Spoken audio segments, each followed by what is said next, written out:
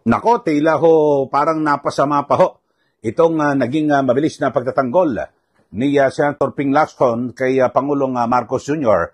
Ito ay kaugnay sa naunang aligasyon ni dating Congressman Zaldico na kung saan ay sangkot umano at ito hong mismong si Pangulong Marcos Jr. ang nagsabi dito po sa 100 billion budget insertions at na kung saan ay kumita di umano may kickback na 25 billion pesos.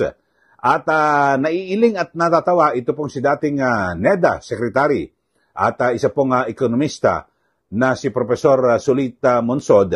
Dito po sa naging pahayag ni Lacson na kung saan ay dalawang undersecretary lang di umano ang nagmaniobra para ipasok yung 100 billion pesos sa budget at magkamal ng at least 25 billion pesos na kickback. Sabi ho ni Monsod, ano ba itong si Senator Ping Lacson? So gusto niyo bang sabihin na incompetent o estupido si Pangulong Marcos Jr. at siya ay ibig sabihin yung dalawang undersecretary ay sila po ang dumiskarte na walang kaalam-alam ang Pangulo. O kaya ay hindi man lang natakot itong dalawang undersecretary. Yung tinutukoy ho natin ay ito pong si mga nag-resign na ho ito, si dating Undersecretary Adrian Bersamin at ng PLLO, dyan po sa Office of the Executive Secretary, at ganyan din po itong si Education Undersecretary Trigib Olaybar. So sabi po ni Lacson, itong dalawang undersecretary, ito lang ho ang nagsabwatan di umano. At ginamit ang pangalan ni Pangulong Marcos Jr. at pinaniwala ito pong si Zaldico na utos ng Pangulo ang 100 billion pesos na budget insertion. Ito, panoorin natin at sabi ho ni Professor Winnie Monsod,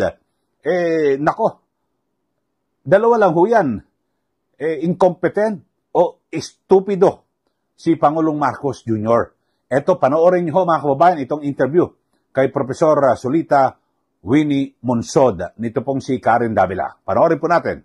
Okay. Now, Senator Ping Lacson in his privileged speech said that Bersamin, Undersecretary Bersamin, Undersecretary Trigib Olayvar were in effect collecting.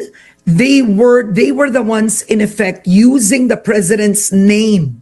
The president did not know about the supposed 100 billion pesos in projects. Kumbaga, this level, E.S. Bersamin, do you believe that? Go ahead. Now, so in effect, that level, E.S. Bersamin, Secretary Mina Pangandaman, Undersecretary Olayvar, Undersecretary Adrian Bersamin, who is the E.S.'s son, it appears based on Senator... Son. He's the E.S.'s grandnephew. All right, my apologies. Grandnephew. So it would appear that this is operating only within that level that the president doesn't know.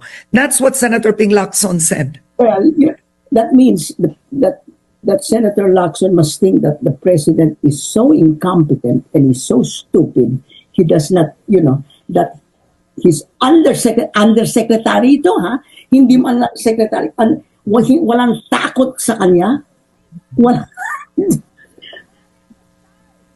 That's for the court of public opinion to decide.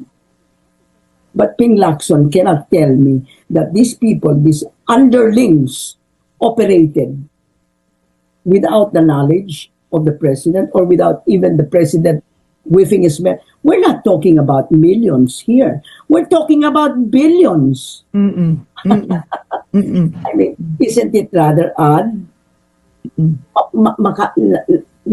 Is that believable? Is that believable? I mean, I would like to ask Senator Lacson that. Do you really think, Senator Lacson, that si President Bongbong is so stupid? And he's so, do you believe that what his sister said, that he is a drug addict, so he does not know what's going on? And he just goes there for with mga idiot boards so that he can talk in public. Hindi naman pwede yun. Either you think that the president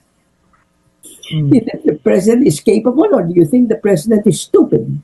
Diba? Yeah. Oo. Please, all I want is the information brought out to the Filipino people. My long-term objective is that they know which congressman to re-elect and which to kick out of office. That's the only way. We cannot wait for the court of law to decide for 7 years by the time that we've got already another president and another no more. O, yan po. Napanood nyo. Talagang binabanggit ko ni Professor Winnie Munsod na napaka-imposible. At hindi niya alam kung ano bang at saan ba hinugot ni Senator Ping Lacson yung kanyang mga binabanggit. Kasi diba binanggit at nasabi ho ni Senator Ping Lacson na tumawag ho sa kanya at ikunento ni dating DPWH Undersecretary Robert Bernardo. At ang sinabi ho nitong si Bernardo ay hindi raw po totoo na may kinalaman si Pangulong Marcos Jr. dito po sa sa 100 billion pesos na budget insertion. Anong ang sabi ho, kasi siya raw ho ang nakakaalam at siya raw po ang mismo nag-deliver. So anong ibig sabihin nito? Sabi ko ni Professor Winnie Munsod, nako, hindi ka panipaniwala yung ganyang bersyon. At nagtataka nga ho, bakit naman naniwala ito pong si Senator Ping Lacson dito po kay Yusek Bernardo? Lahat ba ng sasabihin ni Bernardo ito totoo? Dapat siguro nagsabi, sige, hindi, ang dalawa niyan nagmaniobra si yung Yusek Bersamin at Yusek Olaybar. Dapat nung tumanggap na impormasyon na ganon si Senator Ping Lacson, titimbangin mo. Totoo kaya ito? Pwede ho ba ito? Kasi hindi lang po milyon pinag-uusapan dito, sabi ngo ni Professor Munsod bilyon pinag-uusapan dito. At ako rin ho naniniwala ako na hindi kakayanin ng dalawang undersecretary na magsabwatan sila lang ho para paghatian itong 25 billion pesos.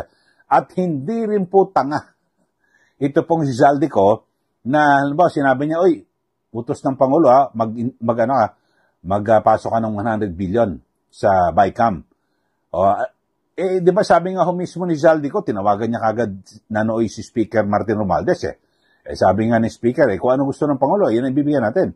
At siyempre, madalas naman na nag-uusap din ang Pangulo at ang si Speaker Romualdez, alam nga naman hindi niya mabanggit yan. Dahil sa kung hindi totoo na, wala akong ganyang utos, nabisto na ho yan, matagal na. At yung dalawang undersecretary, baka naging mas na ng rehas yan.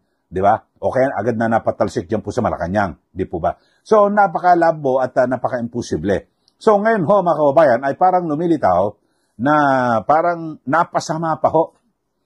Yung agad na pagtatanggol ni Senator Ping Lacson, napasama sa Pangulo. Nakasama sa Pangulo kasi sabi ho ni Professor Winnie Munsod, dalawang lang yan. Incompetent. Ano ibig sabihin na? Ibig sabihin ay parang walang kakayahan, mahina ang Pangulo o stupid. Di ba? Napanood nyo naman ho yung kanyang binabanggit ni Professor Munsod. So kayo ho sa ating mga kababayan at sumusubaybay dito po sa ating channel, ano pong masasabi nyo rito? Ito ho at ang sabi ho stupido o incompetent. Alam niyo naman ibig sabihin incompetent, di ba? Yung parang walang kakayahan at mahinang klase o kung ano man. Tapos malulusutan siya ng dalawang undersecretary. So, yung ginawa po ni Senator Ping Lacson, nakasama pa sa Pangulo. At siyempre, higit sa lahat, nakasama rin ho mismo kay Ping Lacson. Bakit ho? Lumitaw na parang siya po nag-aabogado sa Pangulo o siya po ang nagsisilbing spokesman ngayon ng Malacanang. Di po ba? Sana kung natanggap niya ho impormasyon kay Yusek Bernardo na, Senator, ganito yan. Ganun ba? Sige. Yan ang sinasabi mo. Sabihin mo yan sa susunod na hearing ng Blue Ribbon Committee at akusahan mo yung dalawang undersecretary, patatawag din natin. Tapos pag inakusahan mo, bibigyan ng pagkakataon yung dalawang Yusek na pinagbibintangan na makasagot. at maidepensa yung kanilang sarili. Dapat ganun ho, mga kababayan. Yan po ang patas na pag-iimbestiga. Hindi parang, hindi ko alam, siyempre parang lilitaw na nagsisip-sip sa Pangulo, ito pong si Senator Ping Lacson, agad na inabsuelto. Ayun, nakasama. Sabi ni Professor Monsod, imposible. Hindi ka panipaniwala. Kayo ho, sa mga sumusubaybay dito po sa ating channel, kayo ho ba ay, ano masasabi niyo rito? Sabi ko si ni Professor Monsod, dalawa lang yan, incompetent or stupido. Matindi ho. Parang napasama pa Senator Ping Lacson yung pagtatanggol mo. Sige, mag-comment na po kayo sa ating mga taga-subaybay dito po sa ating channel. At kung ano po inyong saloobin, dito ho, napasama pa ho yung pagtatanggol. Mabilis na pagdepensa ni Senator Ping Lacson dito po kay Pangulong Marcos Jr. Okay, yan lang ho.